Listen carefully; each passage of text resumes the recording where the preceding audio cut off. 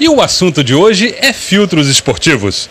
E para falar deste importante acessório, nós estamos aqui na Léo Automóvel. Na década de 80, com o lançamento dos carros turbos, os filtros esportivos começaram a fazer sucesso. A sua função é a mesma dos filtros originais, ou seja, aspirar o ar atmosférico e jogá-lo para dentro do motor, retendo as impurezas sem restringir a passagem do ar. Mas existem detalhes da instalação que precisam ser respeitados. A primeira providência que a pessoa tem que tomar seria remover a carenagem original onde está instalado o próprio filtro original do veículo, ok?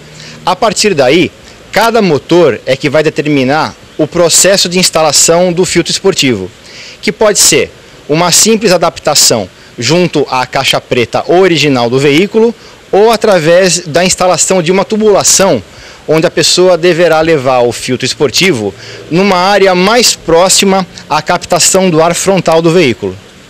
E por que é importante se ter essa captação frontal do veículo? Basicamente, a mistura que ocorre no interior da câmara de combustão é feita através de uma mistura de ar com o combustível do veículo.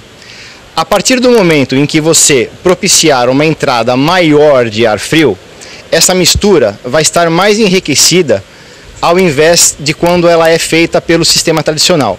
Ou seja, quanto mais próximo o filtro esportivo estiver instalado na parte frontal do veículo, captando um ar mais frio, maior a probabilidade dessa mistura se tornar mais rica, gerando assim um pouco mais de energia ao motor, melhorando automaticamente o seu desempenho. O objetivo da substituição do filtro comum para o filtro esportivo é aumentar a potência do motor. Os filtros podem e devem ser utilizados nos veículos originais ou preparados para a competição, inclusive nos de baixa potência. A maioria dos veículos populares são equipados de fábrica por essa caixa preta.